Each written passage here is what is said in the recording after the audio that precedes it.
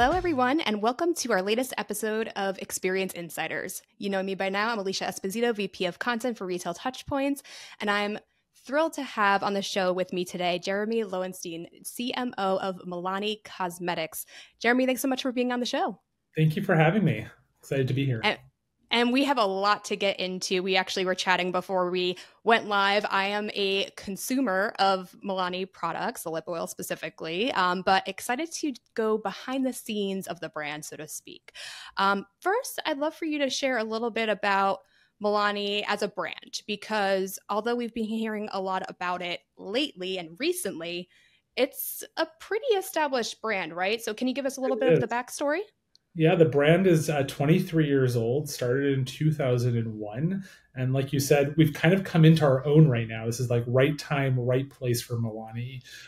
The brand was started by a brother and sister here in California and was started really with a dual purpose. One was to democratize prestige beauty. They had this philosophy that said, why do you need to spend $40 to $60 for a prestige quality formula when you can spend $12 to $15 for just as great a product? So we do that by maintaining product and formula integrity from the same formula suppliers and partners that you would get from a brand that sells at like a Sephora. And we just strip back some of the packaging and say, hey, this is as great. We think about, I call it like, what's the, how proud are you to pull it out of your purse versus what's going to stay on your bathroom counter? So how do we balance those needs? But the second piece that I think was also quite incredible and forward thinking for them was that they saw that the Black female consumer was underserved, 23, 24 years ago when they started concepting Milani. So that was the original impetus for the brand. And now fast forward to today, Milani is the leading multicultural brand in the mass color cosmetics market. So that's a little bit of our history. And why I say right time, right place is as brands have started to champion sort of inclusivity, Milani has always been there. That has been part of why we started. So for me as a chief marketing officer, I don't feel this need to sort of put a flag out there and say, hey, we're inclusive, because we've always been there. So it's just how we show up in both our product development and what we bring to the consumer and how we show up in our content marketing. And then the other reason why I feel like this is the right time and right place is I think COVID accelerated consumers' sort of eyes and looking across all the different channels out there and thinking about how and where they were going to spend their dollars on their product, and realizing that you can get prestige quality products at an affordable price point at a channel that they may not have been as likely to shop at before. And because this has been Milani's purpose for 23 years, and TikTok has helped really amplify our story, we've seen a real rapid growth and awareness with the brand. So today, Milani is actually the number 7 mass eye, lip, and face brand in the US. And we are the second fastest growing brand in the marketplace. Super exciting. And it's clear you have quite a bit of ammunition, so to speak, to work with from a creative standpoint, from a marketing standpoint. So I'm curious, I always love to hear a little bit about how people define success for themselves and for their particular roles. And I feel like marketing is so interesting because the approach, the vision, the goals are so different depending on where a company is at in growth, their category, and all that great context that you shared in your first response. So how would you define your role as it is today, and really how you are setting goals for yourself and for your team, knowing that there are so many different pillars, so to speak, to pull from to guide your marketing strategy? Sure. So I think first and foremost, if I take a step back and think of my role as a leader and as a manager outside of just the brand, is I look at success for me as my team. Building and developing a high-performing team that they feel empowered and successful, and that I'm sort of enabling and helping them grow as marketers, to me is my number one goal as a CMO. And I've had sort of been lucky and have had the privilege of managing people for a long time now, and it's exciting for me to watch people who I've mentored or have managed who are now VPs themselves. So I actually look at that as my number one priority is professional and of talent growth.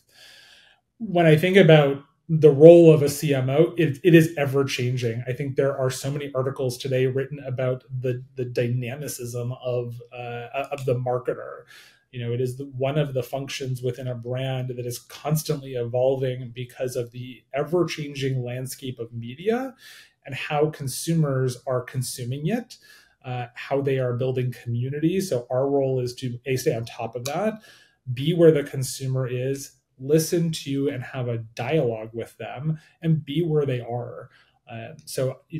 That to me is ultimately our role, is be the voice of and to the consumer on behalf of the brand and be the brand steward.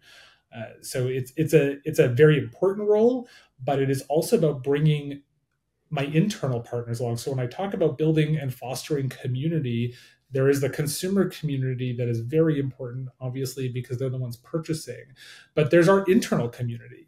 So for me, it's partnering with my CFO, my head of sales, head of operations, and bringing them along the journey with me, and obviously with my CEO, and saying, this is what our opportunities are. How are we going to advance that message and with our ultimate consumer? So there's two pieces that we have to service, both the internal and the external. Yeah.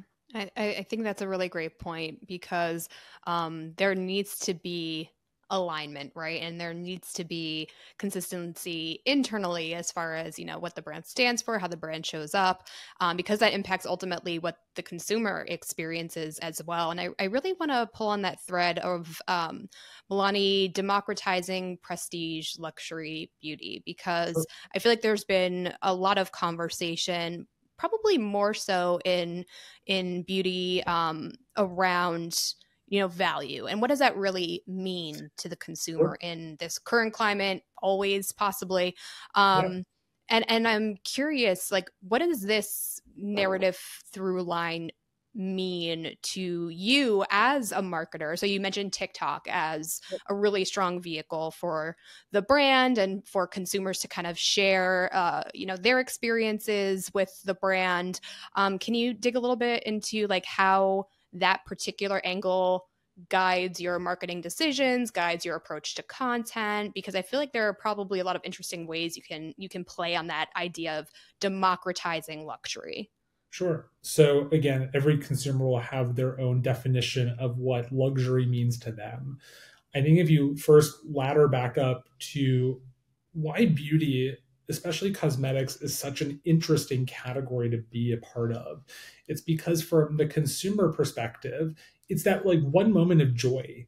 And whether they do it for themselves to feel more confident in who they are, but it's also a little bit of who they want to be, the best version of themselves. So it's something that women and men will actually never give up. So what does that moment look like for them? So there'll always be purchasing. They may purchase at different levels. They may purchase at different frequency and price point. Like I said, I think that COVID accelerated this cross-channel opportunity where people are now doing more research. They have more access to information, and they are recognizing that they may trade up or trade down on price point, but they don't have to sacrifice on actual quality. And I think that's where Milani comes in. How that gets translated is in a lot of different ways. One, product is the ultimate test, because that's what they're purchasing and using, and if they love it, they will come back to us. But there are a lot of different cues that signify what does prestige quality mean. So when I joined the brand 3 years ago, I always go back to the roots and like why we started and how do we want to bring that to life for today's consumer. Imagery and content is important. So we spent time reshooting the entire brand, so we have that prestige look and feel of something that you'd be used to seeing from a brand that would sell at a Sephora, for instance. And so elevating that look and feel. Second is what's that in-store experience. So, we have great retailer partners. How do we work on our in-store merchandising and fixturing, and how do we show up to communicate our unique point of difference at shelf? Because once you're in there as a consumer, you're only spending a couple of minutes staring at, hundreds of feet of product. And how do you actually start to make choices? So what does prestige then signify there? So that's where packaging comes into play. If you think about one of our more recent launches, so Color Fetish, which is our matte lipstick, has a beveled case around it with a gold band around the center of the case. And that has that like really amazing high touch feel and high quality look and feel, something you would buy in a prestige market. Then you go also into the rest of the online experience on content. So TikTok helps, like you said, bring the consumer journey along, and what's their voice? How are they experiencing the brand in their own, I think everyone's least and most favorite word today, authentic voice. Yeah. But I think the other piece that you look at is, what are the other channels that brands still have a role to play? And I've spent a lot of time listening to and talking with influencers and consumers.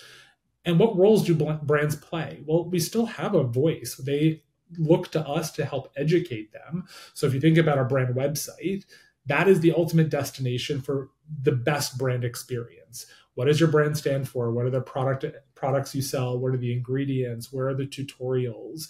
So again, showing up like a prestige brand and bringing that to the forefront of the conversation. So there's lots of different ways to play up the brand DNA of prestige quality. The last piece that I'll talk about is, why our products. I've talked about that we partner with some of the most amazing formula developers in the world, but we have this internal saying of like, made in matters.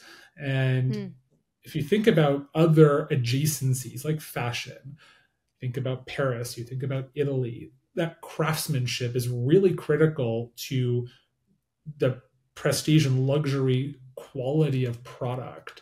So our products from Milani are made in Italy, in Korea, in North America, that are all known for really that high quality, the craftsmanship, the ingredients that really bring that efficacious luxury feeling of quality in makeup. So that is why made in for us matters.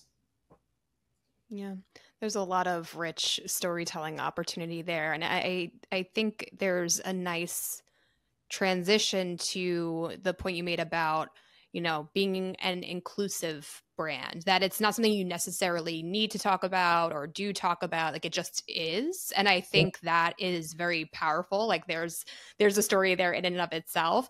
But then there's also like being in beauty, there is opportunity to convey that without just like splashing we're inclusive, right? Like on, a social ad, right? It's conveyed through the content. So what has worked well from that perspective? Because, we all see, the arm swatches, right? Yep. Like what else do you try to embrace?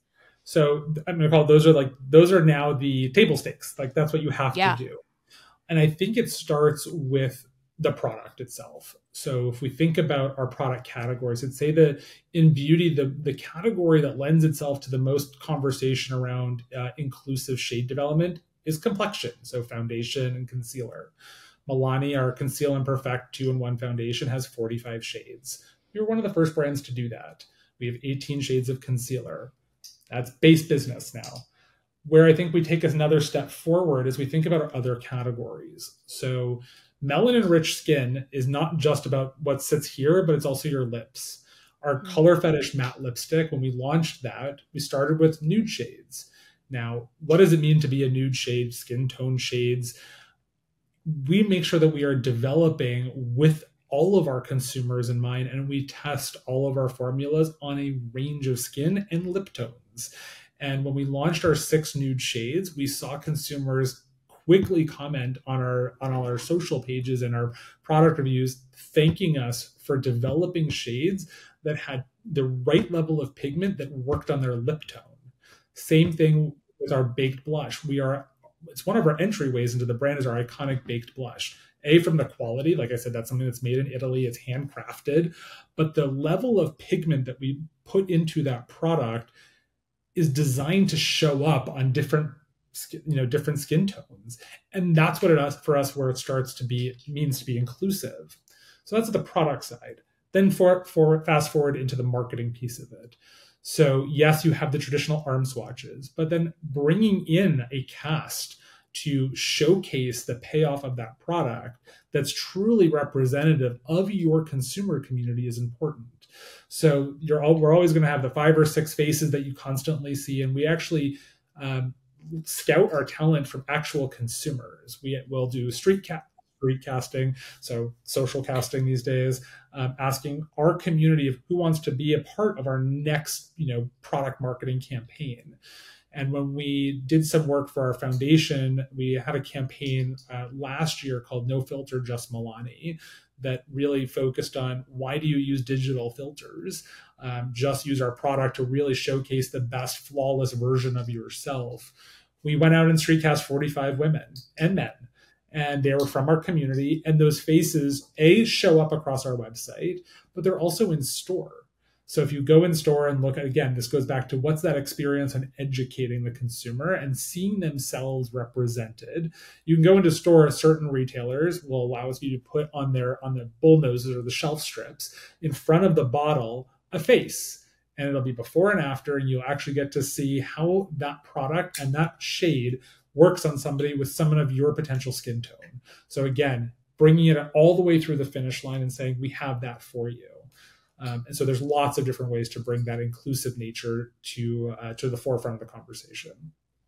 I love that. And in your response, talking about consumer feedback of the product and, they're sharing their firsthand experience with, not just your product, but others as well, and saying thank you for doing it right. What role does UGC play for you guys? And how do you aim to incorporate that, not just to guide your strategy, but also to help enrich the content that you're using and sharing Yeah. across channels? UGC is very important. And again, I think if we talk about what the role of influencers are and creators, they're the new form of brand spokespeople. But at the end of the day, influencers are just consumers. And they start as real brand and product users who have user generated content that has put them on the map and being a trusted authority in something specific.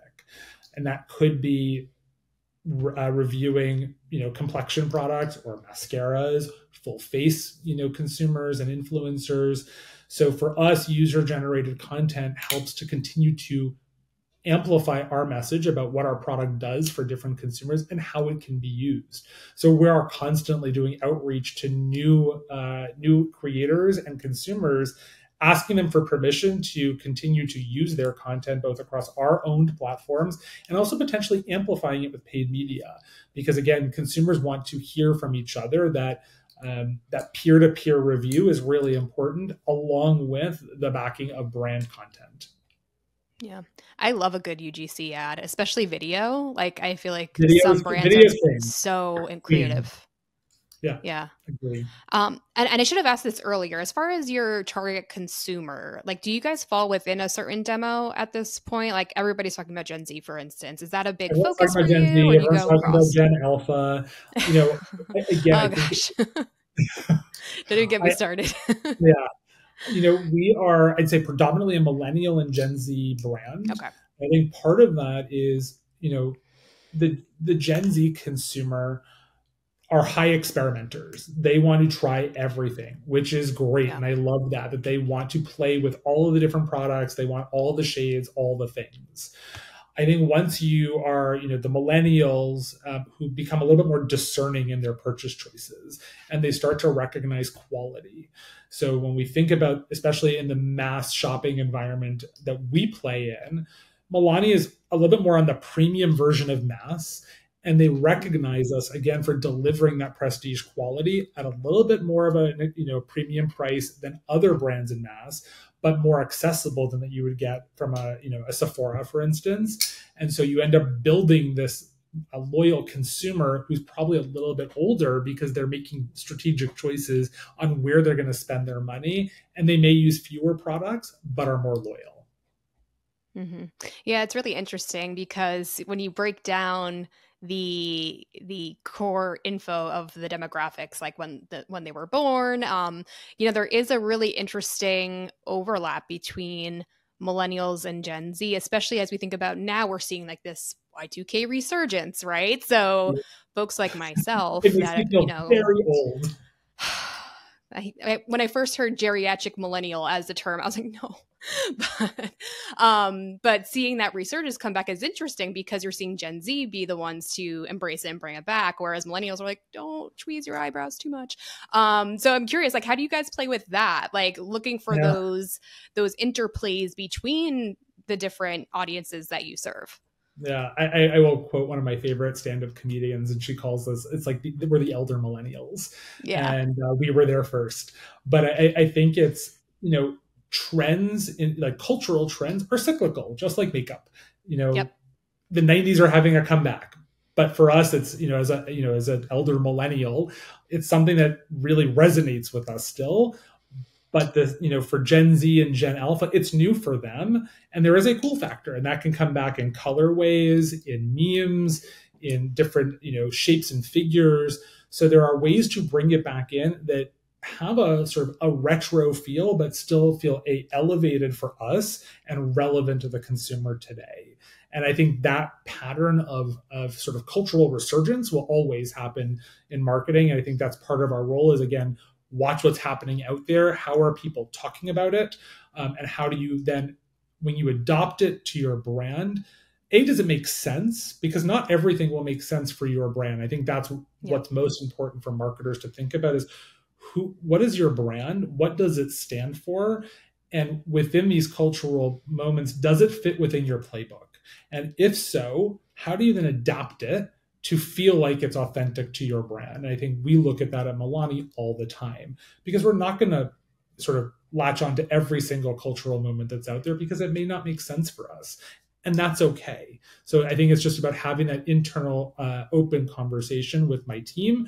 Where do we play? Where don't we play? It's like, where do you have permission as the brand to do that? Yeah. I think that's such an important point because for certain brands, they can be a bit more on the nose, so to speak, with certain things, and it makes sense for them. Whereas other brands, the power is in the subtlety of it. Yeah. And I think the fun, to your point, is figuring out where does your brand fall and like what can your team do creatively to be a part of the conversation, but also in a way that makes sense. Exactly. And I think that's what's most important is, as a marketing purist, someone who studied marketing and have been doing this for a long time, understanding your brand mission and DNA, your value proposition is really important. And everything that we do, from product to communication to our sales channels, has to ladder back up to that ultimate mission and vision. Because if it doesn't, then you start to stray and you start to confuse and blur the lines of what do you actually stand for as a brand. And I think that's actually what makes, I think sometimes in marketing there's this term of legacy brand has a negative connotation to it, but I think being a legacy means you've actually been able to stand the test of time.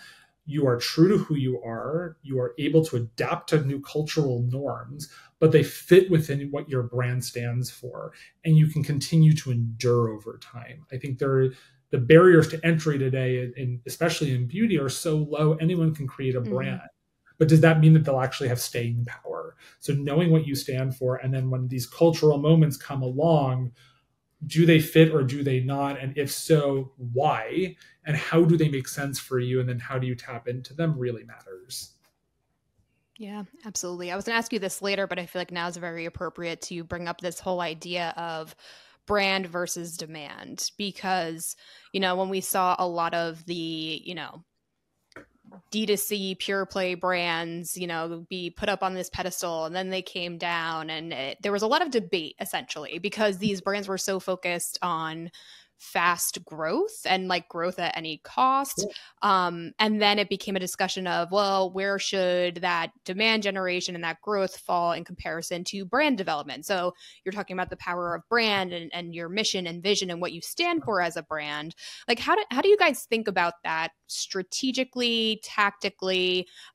Because, obviously, in my opinion, at least, brand is the core, brand is the foundation, but you still also need to, meet the KPIs, meet your, Sure. bottom line results. So how do you go about balancing that? Sure. And you're right, brand is always at the core, because it ultimately is what you stand for. And then everything else is a tenant within that. And that is the product, that's the marketing, that's the sales channels. And, I've worked on pure play D2C brands before, and they were amazing. And they've had a place in that ecosystem and in our sort of history as marketers. Um, but you're right. It was almost addictive to be able to spend to buy consumers, but that doesn't mean that the consumers may understand what you stand for. And I think when you go back to what is amazing about especially beauty and cosmetics, it's a very high touch category. There is seeing the shade, touching the formula, holding the package.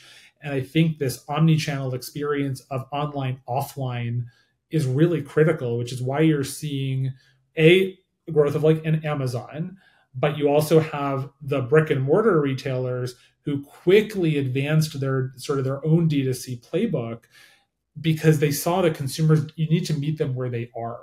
And there is that consumer who may want to go into store, browse, and touch and feel, but they may decide to come back and purchase later. And you want to give them that opportunity, and that opportunity may be online.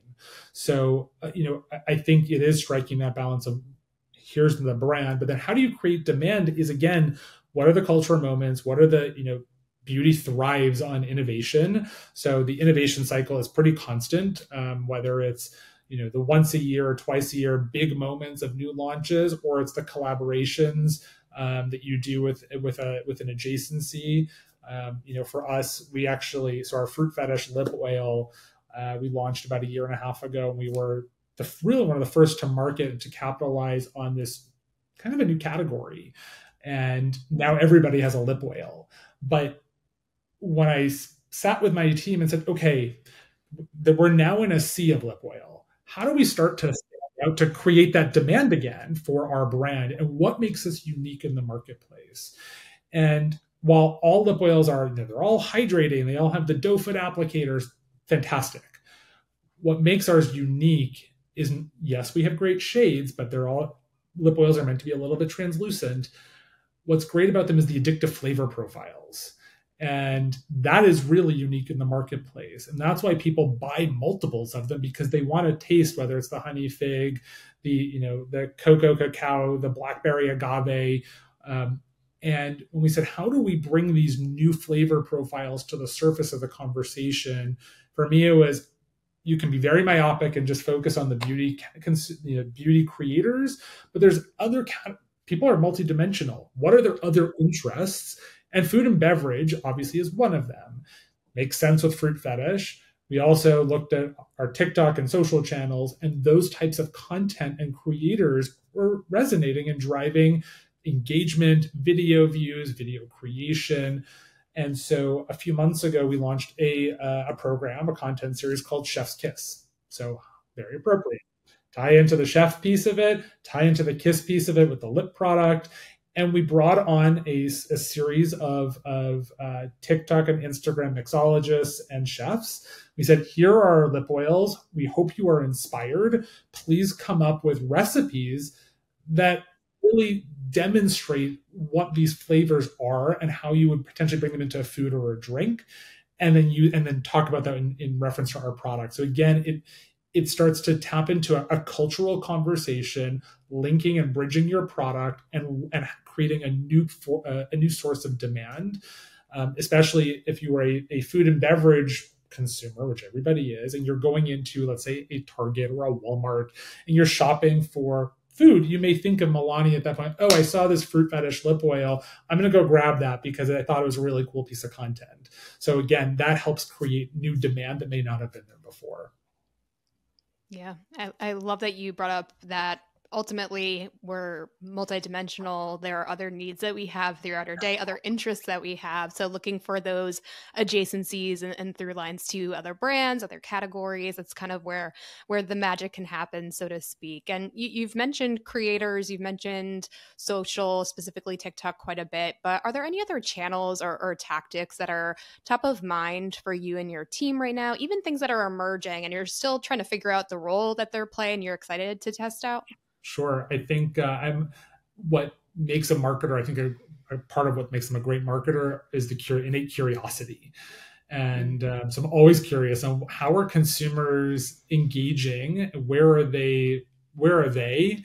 And that could be online and offline. And I think that's also when you think about the Gen Z consumer and the millennials and Gen Xers post COVID, during COVID, everything was online. So that was where your community was and everyone was really focused on that. I'm seeing this post-COVID resurgence of offline experiences. Mm-hmm. People want to be in person again. We're humans. We thrive on engagement and personal interaction, especially if you're an extrovert. And I think having those and offering those community building experiences is really important. So that's one. Other channels, the other offline channels, what's old is new again. Billboards are still here. And if you go into any major city or even some of the smaller cities, you're seeing the wild postings, the billboards come back, because I think there's so much digital saturation. And also as privacy policies have really taken hold of digital content and seeing how many eyeballs are you actually getting. Everyone's driving a car still. You still have to go from point A to point B, and you can measure traffic, actual human traffic, and you know that they are seeing this billboard potentially, whether it's for 2 weeks, 4 weeks, 8 weeks, whatever it is. So that is having a resurgence. I think what you're also seeing on the streaming platforms right now, commercials are still here. No one calls them commercials, but they are there. And they are spots that people are still buying as people are thinking about what platforms they want to use, how much they want to spend for their subscriptions. And they are a little bit more open to seeing content, again, because it's streamed based content is actually targeted to them. It makes sense for either what they're watching, who they are. So we're going to start potentially playing in that space. And there's lots of other different formats that we're going to start playing with. People are looking at YouTube again. I'm having conversations around Pinterest. I think as conversations are happening in the world around TikTok, there's a lot of things happening in Congress. And what I tell my team is we can't control what we can't control. So for us, it's again, where are the consumers and how do we start testing and learning with new channels to bring them the brand in a moment that is important for them and relevant to where they may be in their shopping journey.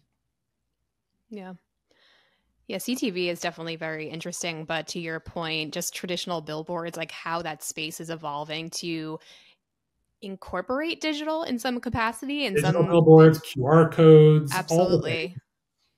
Absolutely. It's very, very, very interesting. I think even here in LA, you look at these billboards and they've also, this has been around for a long time, but I see it more now as, call it artists, the artistry of people going out and actually painting the murals again. And I think that brings that human craftsmanship to the forefront of the conversation and bringing your brand into that world. Yeah, absolutely. So it seems like you're definitely big on, seeing what's out there, testing new channels. I think a curiosity-led approach is always key. But I'm curious, like, how do you think about measurement then in that instance? Like, obviously there are the business goals that you do have to meet, I'm sure. But then, like, how do you ensure that there's room to play, so to speak, and how do you think about measuring impact and results in that capacity? I feel like there are probably two questions there, so you take that however you'd like. So first I'll go back to something we talked about earlier around audience, and one of the most important audiences is your internal. And as a marketer, it's our responsibility to bring your peer set along the journey with you. No one wants to be sort of shown something once it's fully baked and it's already sort of in market. And I think that level of transparency on what do we consider success to look like, and having that dialogue with whether it's my CFO, with my CEO, and aligning what that means up front is important. So bring them along the journey with you. I look at measurement in a lot of different ways. Yes, sales is important, profit is important. And when you're, at a C-level, that is ultimately what you are held accountable to. But how you get there matters. And in order for a consumer to purchase, they have to be made aware. So looking at both, aided and unaided brand awareness is important for me, and tracking that over time relative to your spend, your earned media, the viral conversations and content that happen in those moments. So at least you can do some level of attribution to why you may see either awareness go up and then ultimately translate into conversion. So I think there are lots of different KPIs, and also looking at if it's a D2C only play, what does ROAS look like? What does your cost per acquisition look like? What does your lifetime value look like? If you're purely looking at owned or earned social, it can be the virality, so content views. It's also the engagement. And I think that term engagement can be very vague.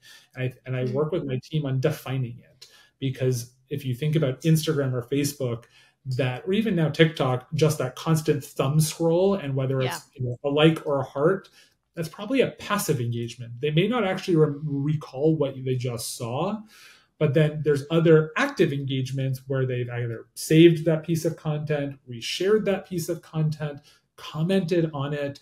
That means they've taken an extra moment to say, there's something about this that resonated with me, and I want to come back to it. So those pieces of engagement are also important for me. So lots of different KPIs. And I think it's just about identifying them, keeping track of them, and also saying to your team, it's okay if you don't meet them all. That's part of the test and learn piece. Call it failure, call it whatever you want to name that thing. But as long as you own it, and you acknowledge, and then you say, what have I learned from it? Then that's great. And then you just move on and you learn, and you use that information into your next playbook. Right. I'm sure in some cases too, certain channels may be more effective as an engagement tool versus, something that would actually drive revenue. And there's a place for that too, probably. It's how you think about the big picture.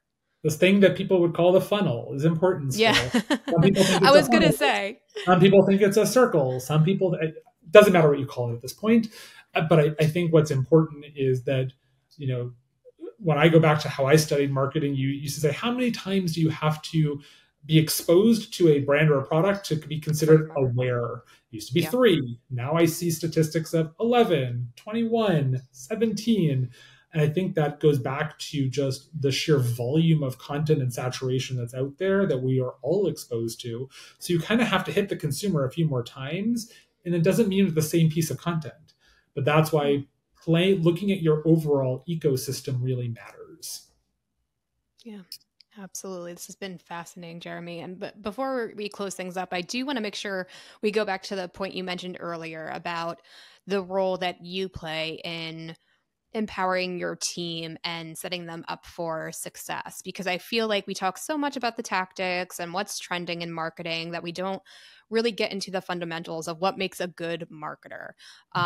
So I would love to get your take on, how you try to nurture your team, what skills or even, traits you look for in a team member or a member of your marketing team, because, there's always debate around what level of education should I get? What level of, career exposure, what types of companies should I work for? And any thoughts, as someone who not only has been a CMO, but also just a lower level marketer too, on, what you should look for or what you should be thinking about as you build your team? Yeah, I think the first point is that what I tell my team, doesn't matter the size of my team, because I've worked with all sizes, is that all opinions matter. And it doesn't matter if they're right or wrong, but voices need to be heard, and there is a forum for that. I don't claim to be the expert in everything or anything. What I like to do is listen, be able to pull the through line. I think that's what marketers have to be good at, is what is the red thread that you can pull through product, content, activation, community, channel, that holds true again back to what does the brand stand for. So what I look for in marketers is, one is just innate curiosity, like what keeps them interested, where else are they looking, what are their other interests, because if you're just purely like for me purely beauty, that is great, but there are other things out there that can help inform trends, marketing tactics. So I like to ask about that. I'm very much, I'm say, equally weighted left brain, right brain. And I think that there is this misconception that marketers are just purely creatives. And marketers to me have to strike that balance of strategy and rational analytics, and understanding the financial side of the business just as much as understanding the creative execution and product piece, because that's what makes you a well-rounded marketer.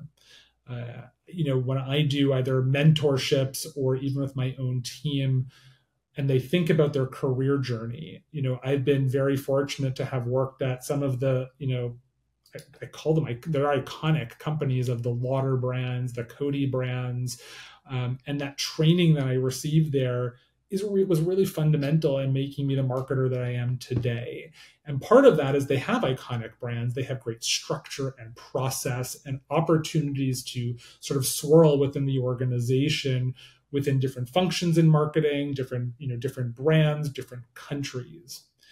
The other side, though, is when I consciously made the choice to go into a prestige indie brand, and now with Milani as a mid-sized private equity owned brand, you get, in a smaller organization, you get the opportunity to go really deep and wide because you have to wear multiple hats, and you get exposed to a lot of different things very quickly. And as a team, I look, for us specifically, is agility, because you have to be able to turn on a dime at this point of something may happen in market. How do you react, whether that's content, messaging, community engagement, product, and what does your level of agility look like to be able to move? And that's important for us, especially as an indie brand. Bigger brands, harder to be agile because they are so large. And that is why they are big, though, because they were all small ones, but now they have such a global footprint that it takes a little bit of time when they make a change to really show that impact across their entire ecosystem. So I look for a lot of different qualities in the people that I'm bringing in. And, I always, there are people who they just want to be social media marketers. And if that's it, like, I applaud that. But I always encourage my team and my marketing team to say, be open to new experiences and new assignments, because that ultimately makes you think a little bit differently. And also be open to shadowing and asking questions of your peers in other departments. Learn how to read a P&L. Go to your factories or your warehouses and watch how your product is made. So that way you are connecting with your supply chain and operations team to see the bottlenecks that may come in. And as you're thinking about it in the marketing innovation and product development process, how can I make this more efficient for my operations team, which ultimately impacts cost of goods and ultimately your profit margin. So being aware of that and starting to be open to those experiences for me is quite important. Love it. Love it. A lot of stuff to consider, and I think a lot of insight that our viewers and listeners can take away for themselves, for their own personal careers, and also how they nurture their own teams. I think it's important to always stoke the fires of creativity and curiosity, especially in an industry that's always changing, and Exactly. There's always something new to figure out and discover. And find mentors. Mentors are important. I still have my mentors from when I was a marketing intern, and that's important because, again, we all grow with each other and we can always learn. It doesn't matter what level you're at. And don't be afraid. Like, the worst that someone can say is no. Yeah. Absolutely. And Jeremy, as we close out our conversation, I have to ask, I mean, we talked so much about the vision, the strategy, all of the great things that Milani has been doing. What's next? I mean, we're recording this end of May. Before we know it's going to be back to school planning, Yeah. holiday planning, 2025 planning. Like what are you thinking about right now? I'm Not thinking to not to overwhelm you. I am thinking about 2027. I think I'm that is, sure, I'm sure. marketers have this. I People make fun of me at work and my friends. I always, what year is it right now? Because I know. while we're living in 2024, my brain is actually living in 2025 and 26, because we have to think that far ahead on the product development cycle and what are we bringing out next. But I will share, we actually are launching a new campaign that will debut at the end of June. So it is in celebration of our Make It Last original setting spray. So setting spray it's always been around. People use it to set. It was kind of the makeup artist's best kept secret to set your makeup look. And Milani has the number one setting spray in the mass market with our original setting spray, natural finish. And we are going to bring that to the forefront of the conversation with a new campaign, partnering with four amazing female athletes. And that campaign will debut within the next few weeks. It's called Face Set Mindset. And it's about, I go back to, again, what does beauty do for you? And there is this balance of self-confidence, and when you feel like your face is set, then your mind is set also to take on whatever you're about to face in that day. And that could be whatever your sport of choice is. It could be that basketball game, it could be that that floor routine, but it could also be as simple as your next interview or your next meeting. And that whole balance of mental health and mental stability and strength, along with how you show up, bridging that gap between the two is really important. So I think we're putting out this campaign. I'm really excited. A lot of new elements that will come to play. Like I said, four amazing women. I can tell you who they are. So Jordan Childs is one of them. So she is a gymnast, award-winning gymnast. We have Sabrina Ionescu from the New York Liberty, from the WNBA. We have Maddie Rogers, who is an Olympic weightlifter, and Chiako Bogu, who is a gold medaling indoor volleyball player. So all really have sort of strive through tough things in their own day to day, and have to have product that endures both the test of time and the test of whatever sport they are playing. They are all makeup wearers, Milani users, and I go back to they are authentic to the brand. So I'm excited for that to come to life. Amazing. Well, congratulations on the eventual launch of the campaign. Sounds amazing. And Jeremy, thank you again so much for taking the time out and sharing a little bit of insight into your work. And of course, how Milani is navigating this ever-changing world of beauty and of course of marketing itself. Thank you again so much for taking the time. Thank you for having me. Appreciate it. And to all of you, thank you so much for joining us. As you may know, we love to have conversations with folks like Jeremy, who are in the trenches, who are reshaping customer experience, and of course, how all of you go to market and think about marketing as an art and as a science. So be sure to go to retailtouchpoints.com to see all of the other great conversations we have on Experience Insiders, as well as all of our other media properties. Thanks again to Jeremy, and thanks to all of you for joining us. Take care.